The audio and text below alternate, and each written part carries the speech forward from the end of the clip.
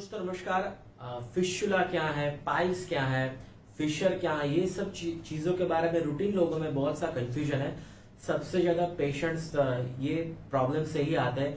तो मैं इजी और सिंपल टर्म्स में सभी चीज सिखाने वाला हूँ। शायद वीडियो लंबा हो पर दोस्तों इजी लैंग्वेज में आपको सब पता चल जाएगा। पहले बात करते हैं दोस्तों हेमरोइड।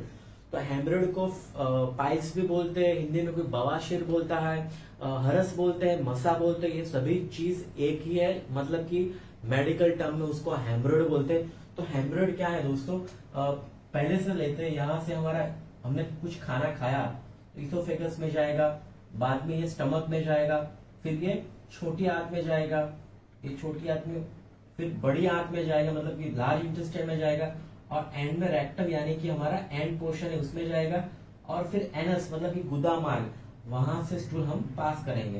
तो ये पूरा नॉर्मल सा हमारा जीआई ट्रैक हो गया। अब ये सभी चीजें हैं, ये यहाँ की प्रॉब्लम है। आप पाइल्स बोलो, फिशर बोलो, कुछ भी। तो अभी तो हम हेमरोइड के बारे में यानी कि पाइल्स के बारे में बात कर रहे हैं। तो इसका हम एक बड़ा डायग्राम देखें दोस्तों। ये रेक्टम है, मतलब कि संडास का लास्ट पोर्शन आप ले लो। ये स्किन हो गई हमारी। तो ये रेक्टम है, मतलब कि गुदा मार्ग, और इसको एनस बोलते हैं। सिंपल टर्म में दोस्तों एनोरेक्टल रीजन कहते हैं। यहाँ पर दोस्तों नॉर्मल से ऐसे कॉलम्स होते हैं जिसको कुशंस भी बोलते हैं। ये सभी नॉर्मल चीज है, सभी में होते हैं। अब दोस्तों ये हेमरोइड्स यानी कि पाइल्स क्या है, तो यहाँ पर दोस्तों नॉर्मली वेन मतलब कि धमनी होती है, सभी लोगों में होती है। ऐसा नहीं है कि प्रॉब्लम वाली चीज है। यहाँ पर एक प्लेक्सस होता है, वेन्स। अभी क्या होता है दोस्तों, ये इसको हेमरोइडल वेन बोलते हैं, हेमरोइडल वेन। तो अभी यहाँ पर स्टूल हार्ड फीसेस जमा रहेगा। स्ट्रेनिंग ऑफ स्टूल बहुत बार दोस्तों हमें बहुत संडास में बैठे रहना पड़ता है, तो स्ट्रेन करना पड़ता है, या फिर प्रेगनेंसी में, ऐसे बहुत सारे चीजें मैं इसका डिटेल वीडियो बाद में बनाने वाला हूँ। तो इसी चीज से यहाँ पर दोस्तों वेन में प्रेशर बढ़ जाता है, तो ये डायलेट कर जाती है। तो ये हो गया पाइल्स। तो ये पाइल्स का कुछ नहीं है दोस्तों, ये नॉर्मल सी वेन का जो कवरिंग है वो फूल जाता है। तो सिंपल लैंग्वेज में पाइल्स, फिशर, बवासीर मतलब संडास की जगह की ये वेन है, नस है, वो फूल जाती है। क्यों? क्योंकि इसमें प्रेशर बढ़ जाता है। मोस्ट ऑफ द रीजन यही होता है कि हम पानी कम पीते हैं, फाइबर डाइट कम लेते हैं, तो हमें कॉन्स्टिपेशन रहता है। वही सबसे कॉमन फैक्टर है। बहुत सारे फैक्टर है, बाद में दोस्तों मैं डिस्कस करूंगा। तो ये एक इंटरनल हेमरोइड हो गई। हेमरोइड्स के भी टाइप होता है, ये अंदर का हेमरोइड हो गया। और यहाँ बाहर भी दोस्तों वेन्स होती है। ये इंफीरियर वेन होती है, ये मिडल वेन होती है, इंफीरियर वेन। तो ये भी कभी फूल जाती है, तो इसको हम एक्सटर्नल हेमरोइड बोलते हैं। ये बाहर है ना, तो इसको हम एक्सटर्नल हेमरोइड बोलते हैं। ये ऊपर वाले इंटरनल हेमरोइड हो गया, ये एक्सटर्नल हेमरोइड हो गया। अब इसमें डिफरेंस क्या है, ये एक्सटर्नल हेमरोइड होते हैं ना, वो स्किन से लगे हुए होते हैं, हम उसको एक्टोडर्म कहते हैं, या फिर स्किन भी बोल दो सिंपल लैंग्वेज में। तो ये बहुत पेनफुल होते हैं। जी हाँ, एक्सटर्नल हेमरोइड अगर थ्रोम्बस हो जाए, अगर वो यहाँ खून जम जाए तो बहुत ही पेन होगा। और मोस्टली एक्सटर्नल हेमरोइड पेनफुल होते हैं, और इंटरनल जो अंदर के जो बवासीर है, पाइल्स है, हेमरोइड है, वो पेनफुल नहीं होते। तो ये अंदर जब रहेगा तो ये 1 डिग्री हो गया, ये थोड़ा बाहर आएगा तो 2 डिग्री होगा। फिर बहुत जब बड़ा हो जाता है तो बाहर तक आ जाता है, तो स्टेनिंग के टाइम में बाहर आता है, फिर इसको अंदर डालना पड़ता है, तो ये 3rd डिग्री हो गया। और फिर बाहर ही रहता है, बहुत बड़ा बाहर रहता है, तो उसको 4th डिग्री बोलते हैं। फिर क्या होगा, यहाँ से स्टूल पास होगा, तो फिर क्या होगा कि यार दोस्तों जो भी कुछ स्टूल जाएगा, यहाँ छिलेगा ना, तो यहाँ इरोड होगा, ये घिसेगा। तो जब भी स्टूल यहाँ से पास होता है तो खून पड़ता है। तो मोस्ट ऑफ ये हेमरोइड में मतलब वो हमको पता होता है कि मोस्ट ऑफ पेनलेस ब्लीडिंग होता है, मतलब ये पेन नहीं होता, पर संडास के साथ में खून आता है। तो that is because of this कि ये नॉर्मल सी वेन हो, उसको छिल जाता है। तो दोस्तों ये हेमरोइड मतलब कि कोई एब्नॉर्मल सी चीज नहीं है। हमारा बॉडी का नॉर्मल ही वेन का पोर्शन वो फूल जाता है बिकॉज ऑफ वेरियस रीजन, जिसके लिए खून पड़ता है। और ये एक्सटर्नल हेमरोइड हो तो वो पेन भी करते हैं, अगर ये हेमरोइड भी बाहर आ जाए तो फिर वो भी पेन करने लगता है। तो this is a simple explanation about haemorrhoids, piles, बवासीर। अभी बात करते हैं फिशर के बारे में। एनल फिशर क्या होता है दोस्तों, इसको सिंपल लैंग्वेज में चीरा बोलते हैं। वहां की एनस की चमड़ी, गुदा की चमड़ी फट जाती है, फिशर भी बोलते हैं और फिशर इन एनो भी बोलते हैं। This is nothing but simple सा चीरा। तो दोस्तों देखो, ये हमारा एनस हो गया, लास्ट पोर्शन हो गया, यहाँ से हम संडास पास करते हैं। अभी क्या होता है दोस्तों, यहाँ की चमड़ी फट जाती है। जी हाँ दोस्तों, बिकॉज ऑफ हार्ड स्टूल। ये इसका एक ही रीजन है, और रीजन है लोग प्रेगनेंसी में और वगैरह वगैरह होता है, पर most common reason hard stool constipation रहता है, इसलिए स्टूल बड़ा बड़ा यहाँ रहता है। जब भी ड्राई हार्ड स्टूल होगा वो यहाँ से पास करता है, तो क्योंकि यहाँ छेद होता है वो छोटा सा होता है, तो यहाँ से छिलके जाता है, तो ये फट जाता है। तो इसको दोस्तों हम ये फिशर बोलते हैं, एनाल फिशर। अब क्या होगा दोस्तों, इसकी वजह से यहाँ फट जाती है तो बहुत पेन होता है। जब भी स्टूल पास करते हैं उसके बाद में 2-3 घंटा तो बहुत बर्निंग रहता है, पेन रहता है, और फिर क्या यहाँ की चमड़ी भी थोड़ी फट जाएगी। तो फिर जब भी स्टूल के साथ साथ खून पड़ेगा तो पेन भी होता है और खून भी पड़ता है, तो दोनों होता है। Pain with blood, that is fissure. तो बहुत बहुत ये मतलब हेल, मैं सभी लोगों ने बहुत बार ये चीज फील की होगी। और दोस्तों अगर ये एक बार हो जाए ना, तब आपको तीखा, स्पाइसी, तीखा तला हुआ मतलब कि फ्राइड फूड नहीं लेना है, गरम मसाले वाली चीज नहीं खानी है। अगर जब तक आप खाते हैं आपको कोई प्रॉब्लम नहीं है तो चलता है, पर जब ये हो गया तब दोस्तों आपको बहुत सारे परहेजी रखनी है, बहुत सारे खाने में ध्यान रखना है। ये चीज तो अवॉइड करनी है, मैं इसका डिटेल वीडियो बाद में बनाने वाला हूँ। तो सिंपल से फिर से आ जाते, इसको फिशर बोलते हैं। फिर क्या होता है दोस्तों, यहाँ जब भी वो हील हो जाएगी ये थिकन हो जाएगा, तो क्या होगा, ये जब रूज आ जाएगी इसके तो फिर छेद छोटा होता जाएगा ना। हर बार अगर एक बार हुआ फिर ये ठीक हो जाता है, फिर बाद में हुआ फिर ठीक हो जाता है, तो जैसे जैसे जब बढ़ता जाएगा तो ये छेद छोटा होता जाएगा, तो फिर हमारा जो एनल ओपनिंग है वो छोटा हो जाएगा। इसमें क्या होता है दोस्तों, मैं आपको बताता हूँ, यहाँ पर स्पिंटर होता है दोस्तों। ये स्पिंटर मतलब क्या, या इंटरनल स्पिंटर है और यहाँ पर एक्सटर्नल स्पिंटर होता है। तो यहाँ दो स्पिंटर होते हैं। तो स्पिंटर मतलब क्या, ये एक और ये दो।